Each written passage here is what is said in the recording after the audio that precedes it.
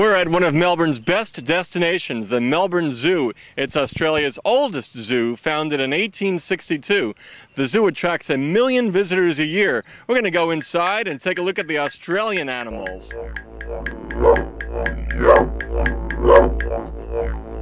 We're here at the Melbourne Zoo at the koala enclosure, and I'm talking to Karen. She's the koala keeper. Hi Phil, how are you? Great, thank you for showing us Mello today. He's how old is Mello? 2.5 years old. And what's an average day like for Mello here at the zoo? An average day for Mello would be about 22 hours sleep and 2 hours eating. The perfect life. Perfect. Absolutely perfect. And what does he eat? He eats eucalyptus. He only eats the tips. So it's only the tips that they eat. The mature leaves they don't eat at all. And we actually have a plantation down at Werribee Zoo where we grow about 9 different species of eucalypt that the koalas eat. And once a week we go down and collect about 140 branches, and that lasts us for the week. Is it true that the koalas are high in a certain way from the eucalyptus? No.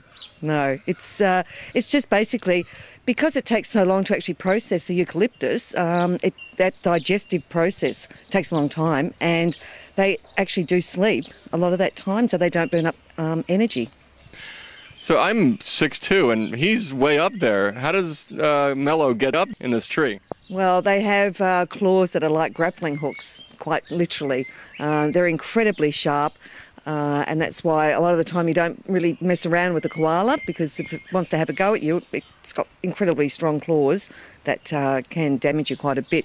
And you notice we're not saying koala bear, as so many people, Americans maybe, and others around the world like to say. It makes them sound so cute. And why is that? Well, they're not a bear because bears are placental mammals, and koalas are marsupials, and so when they give birth to their young is very embryonic. It's only about that size, and it climbs into the pouch and actually matures in the pouch. So it stays there for about 8 to 9 months.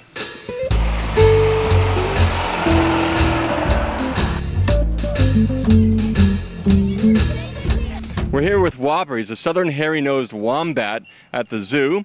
And Shandi is the keeper of Whopper, and we're watching Whopper eat his daily meal. What is a wombat?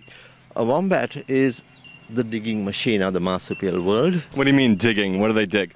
They dig huge burrows. Actually, generations of them get together and build these huge underground cavernous burrow systems in which they live. And it's an adaptation because the habitat they come from is extremely arid, hot, and they get away from the heat by spending a lot of the time during the day inside these burrow systems and come out early in the mornings and in the evenings when it's nice and cool. What does the wombat use to do his digging?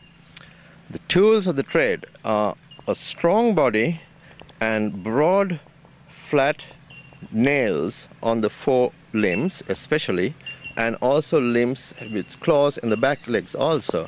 And when it digs, it just goes for it, you know. What's the status of the wombat, or this species of wombat? There are 3 species of wombat: the common, the southern hairy-nosed, and the northern hairy-nosed. Of the 3, the northern hairy-nosed is endangered. There are less than 100 of them in the wild and in a small pocket called Epping State Forest in central Queensland. The southern hairy-nosed is not as endangered, but it's vulnerable and also restricted to certain areas of South Australia. The common wombat, fortunately, is quite prevalent in this part of the world and including Tasmania. So of the 3, the northern hairy-nosed could be easily termed one of the most endangered animals in Australia. One important thing is that what we learn or experience we gather by breeding the southern hairy-nosed wombat in captivity could be translated to a captive breeding effort of the northern hairy-nosed, if that is warranted, yes. So it's an important thing, and we believe whatever success we have, apart from the fact that it's wonderful to have a young one, it's also important from the point of conservation also.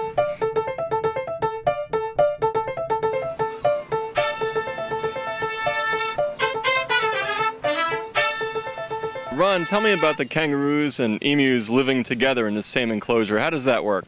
Oh, well, it works very well. As you can see in here, we have red kangaroos and we have emus, and they're all desert animals. Of course, emus are Australia-wide, but they certainly live with the kangaroos, so absolutely no problem whatsoever. So this is sort of like nature where they live together. It is, but we've snuck in something a little bit different. You notice there's some nice fluffy grey kangaroos in there, actually Kangaroo Island kangaroos. And because we're building them a new home, we've had to put them all together just for the short while until we build their new home. Now, earlier we were inside this enclosure with the kangaroos and they were sort of on alert. Tell us about that. Yeah, certainly when kangaroos feel that there's a threat or something happening, they stand right up, and that's where, if you're lucky enough, you'll see the red kangaroos standing up to about 7 feet tall, and they stand right up on their back legs like that and they look around. If they think that there is an actual threat, they'll run off, and as they run off they stamp both their feet together, and that's just telling the other kangaroos, hey, something's up, let's get out of here. Today we've looked at 3 Australian marsupials, koalas, wombats, and now kangaroos. How are kangaroos different? And I know there are species within the kangaroo family.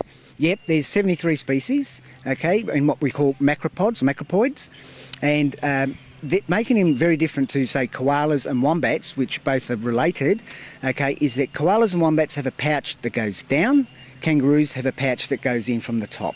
So big difference.